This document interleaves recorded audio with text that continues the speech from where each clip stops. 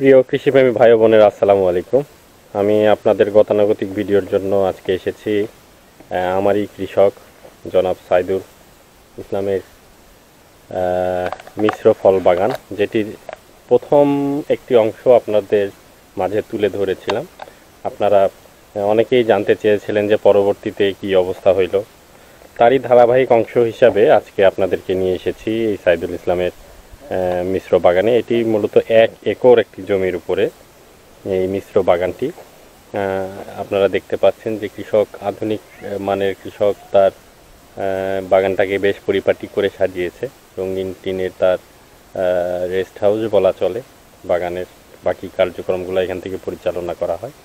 আর আপনারা এই যে দেখতে পাচ্ছেন আমার সামনে আজকের এই বাগানটি, এখন বল সুন্দরী এবং কাশ্মীরি কুলের সাথে মালটা এবং মিষ্টি জাতের কমলা লাগানো হয়েছিল। আমরা আজকে মূলত, যেহেতু কমলাটা এখনও প্রোটেকশনে আসেনি, আরও কিছুদিন বা কয়েক বছর, অ্যাটলিস্ট আরও 1 বছর দেরি হবে, আমরা আজকে বল সুন্দরী কুলের উপরে বিস্তারিত প্রতিবেদনটা তুলে ধরবো। আশা করি সাথে থাকবে। প্রিয় দর্শক মণ্ডলী, আমরা এখন এই বাগানের স্বত্বাধিকারী অর্থাৎ সাইদুল ইসলাম ভাইয়ের সাথে কথা বলবো যে বর্তমানে তিনি কি করছেন এবং আগামী পরিকল্পনাটা কি, সেই বিষয়ে জানবো।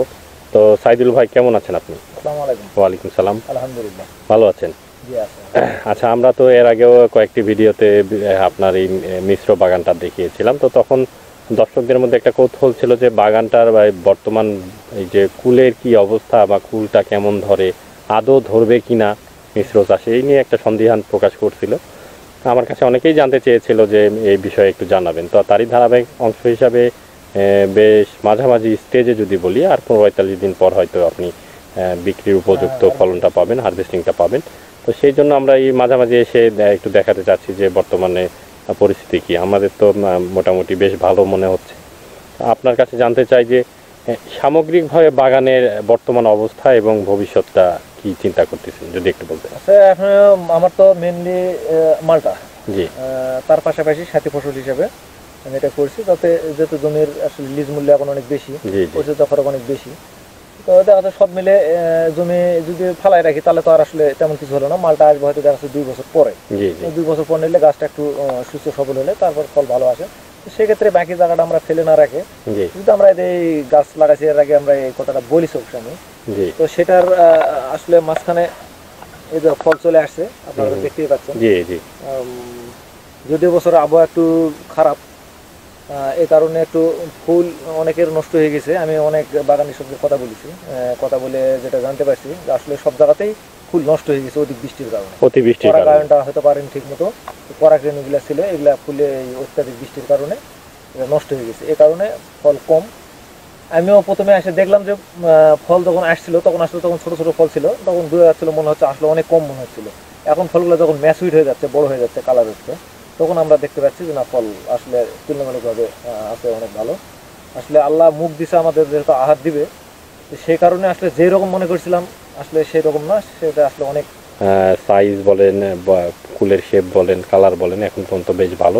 তো আমি একটু জানতে চাচ্ছি যে এখন তো মূলত খুঁটি দেওয়ার কাজ বা মাচার মতো দেওয়ার কাজ চলছে। এই কাজটা আরো কতদিন চলতে পারে বা আপনার কাছে কি মনে হয়? এটাই এখন যেটা দিচ্ছি এটা প্রায় মোটামুটিটা শেষ হবে দেওয়া। আচ্ছা, আসলে আমাদের কিছু নতুন মানে আমরা বুঝতে পারিনি যে আসলে গাছ মানে কি শেপ নিবে, কেমন কি, যদি এর আগে আসলে পুরাতন তেমন একটা অভিজ্ঞতা কম আছে, এই কারণে আসলে অনেক ভুল ত্রুটি আমরা ধরতে পারছি। এটা যদি গাছ এইরকম ভাবে জানতাম তাহলে আর কিছু একটু বাড়তি ছিল, যেটা করতে পারলে আমাদের আজকে একটু পরিশ্রমটা কম হতো। তো এখন এই যে খুঁটিটা আমরা দিচ্ছি, এরপরে আমরা আর কোনো খুঁটি টুটি দিব না। এরপরে আমরা চেষ্টা করব যে যে ডালগুলাতে বড়গুলো এখন বড় হচ্ছে, তো এটা যাতে ভাঙে না যায় সেজন্য আমরা কিছু দড়ি দিয়ে বেঁধে এটা একটু খাড়া করে রাখতেছি। যেমন যে আপনাকে একটু যদি বলি, যেমন এই যে ডালটা হয়তো কিছু বোরা আছে, তো এটা যখন ভার হয়ে যাবে তখন যখন ছিঁড়ে না যায়, সেক্ষেত্রে আমরা এরভাবে কিছুটা করে রাখার চেষ্টা করতেছি যাতে এটা এখানে গোড়া থেকে ভেঙে না যায়। আসলে অল্প বয়সে বোর আসার কারণে মানে প্রচুর ফল আসার কারণে ফলের ভাটা আর ডাল সহ্য করতে পারেন। আপনারা দেখতে পাচ্ছেন যে ছুটি দেওয়া হচ্ছে।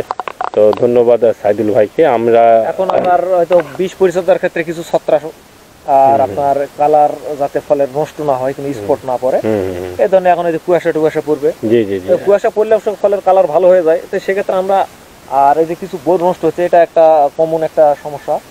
এটা আমরা অনেকের কাছ থেকে শুনছি। এই ব্যাপার নিয়ে আমার একটু দুটা কথা না বললেই নয়। আসলে প্রাকৃতিক ভাবেই কিছু ফল নষ্ট হবে, কারণ প্রকৃতিটা আমরা ওইভাবে নিয়ন্ত্রণ করতে পারি না। এক এক সময় এক এক ধরনের আবহাওয়া হচ্ছে, অনেক ফল সহ্য করেন, তাছাড়া অনেক ডালে ফল কিন্তু ধারণ করতে পারবে না এতক্ষণ। তো সেক্ষেত্রে এরকম কিছু আমাদের কিছু পরিচর্যা ছোটখাটো সমস্যার কারণেও কিছু ফল নষ্ট হয়ে যায়, যেটা অনেকে মনে করে যে এরকম নষ্ট। আসলে ফল একটা গাছে কিন্তু প্রচুর, যেহেতু প্রচুর ফল, তার মধ্যে তো কিছু ফল ধরে যাবে। এটা না আসলে হতাশ হওয়ার কিছু নাই, আর এটা এরকম ভাবার কিছু নাই যে আমার কাছে সব ফল থাকবে। এটা কেউই গ্যারান্টিতে বলতে পারবে না আমার কাছে সব ফল আমি রাখতে পারবো। এটা নিয়ে হতাশ হওয়ার কিছু। ধন্যবাদ সাইদুল ভাইকে। আমরা কৃষি বিভাগ থেকে সবসময় নতুন উদ্যোক্তাদের পাশে থাকি এবং আমরা চাই যে উদ্যোক্তারা নতুনভাবে আগায় আসুক।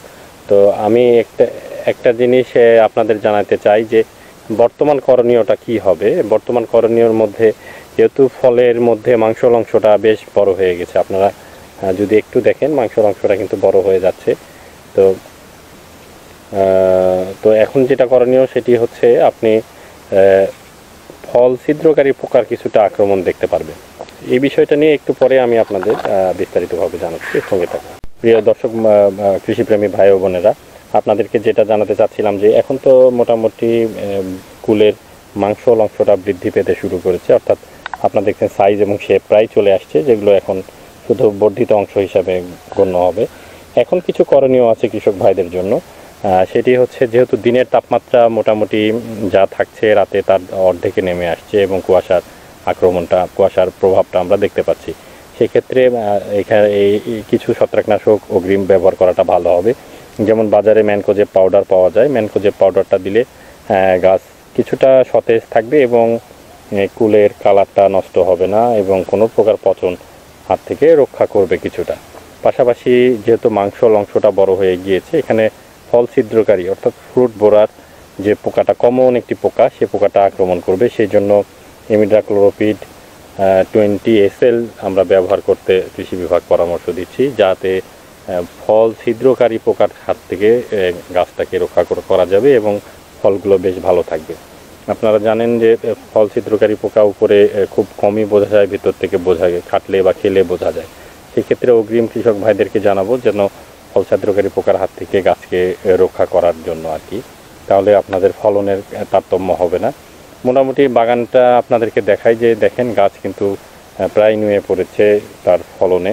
আশা করি যদিও এবারের আবহাওয়াটা কিছুটা ব্যতিক্রম ধরনের কারণে আমাদের ফলনটা কিছুটা কম বলে আমাদের মনে হচ্ছে, তারপরও চাক্ষুষভাবে এখনও বেশ ভালোই মনে হচ্ছে।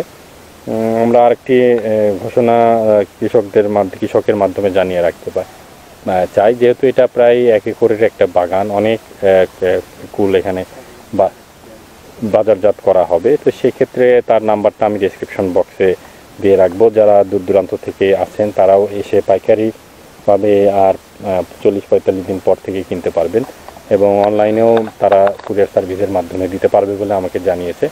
আমি সেই নাম্বারটি আমার ডেসক্রিপশন বক্সে দিয়ে দেবো, আপনারা সেখান থেকে নিয়ে তার সাথে কৃষকের সাথে কথা বলতে পারবেন। পাশাপাশি আমার নাম্বারও দিব, কৃষি বিষয়ক যে কোনো তথ্য পরামর্শের জন্য অথবা কোনো প্রতিবেদন দেখতে চাইলে আপনারা আমাদেরকে জানাবেন, আমি চেষ্টা করব সেগুলো তুলে ধরার জন্য। তো বাংলা ব্লকের সাথে থাকার জন্য ধন্যবাদ এবং অবশ্যই এই চ্যানেলটিকে সাবস্ক্রাইব করবেন এবং বন্ধুদের মাঝে শেয়ার করবেন। সবাই ভালো থাকবেন, সুস্থ থাকেন। আল্লাহ হাফিজ।